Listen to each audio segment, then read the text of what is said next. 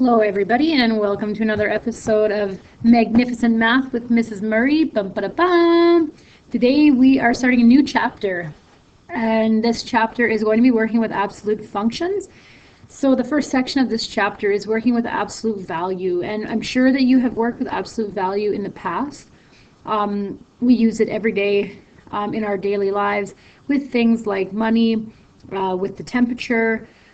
So basically, the absolute value is always going to be positive. So if we say that the temperature changed, 10 degrees last night, if we say that it decreased by 10 degrees, we don't say that the temperature went down by -10 last night. We don't say that, right? We just say that it changed by 10. When we're talking about distance, we don't ever talk about a negative distance traveled. It's always going to be positive.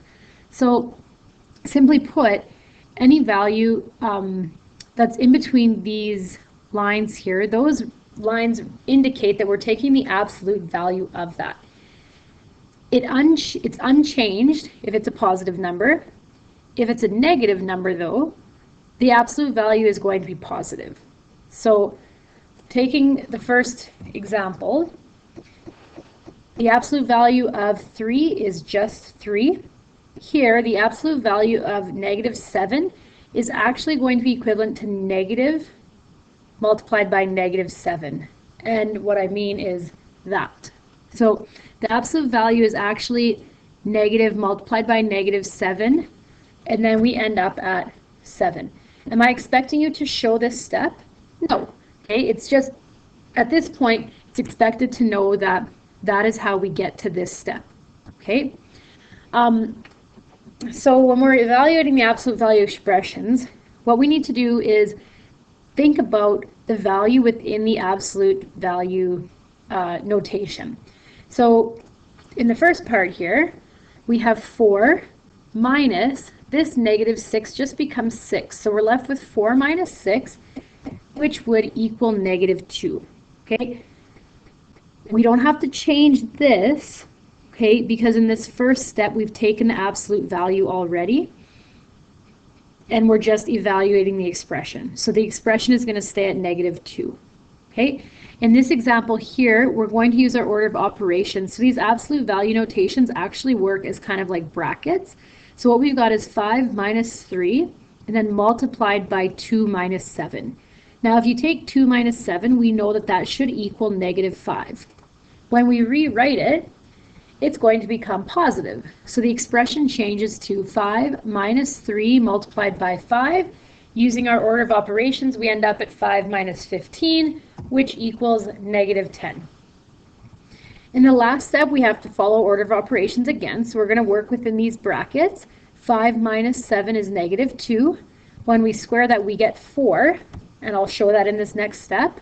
So I've left everything in the absolute value sign because the whole expression is in that notation, and we haven't simplified everything yet.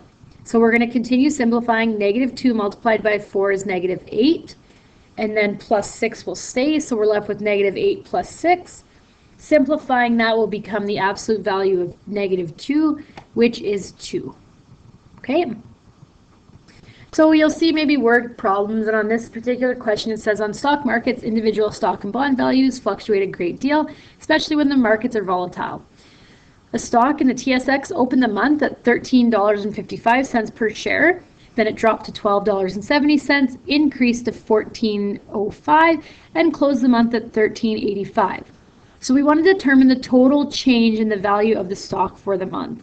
So because this will show how active it is. So there's a different variety of ways that you can do this. The way that I chose to set it up was to take that first value of $13.55 and subtract from it 12.70. That's the first drop. And then what I personally do is I just continue moving down the line. So now I've got $12.70, but it went up to $14.05. Because we're working with the absolute value, I just take that $12.70 and subtract the next value, which is 14.05. That gives us a negative value, but that's okay because we're just looking for the total change. Okay, so then the next step, I would take 1385 and subtract 1405 to get decimal 2. Had I switched this around, it would have been fine. I would have just ended up at positive 2. And in the end, it won't really matter because we're taking the absolute value of everything.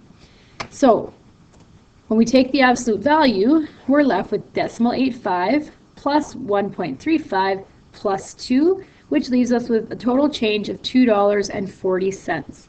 Okay, so this section should be very straightforward.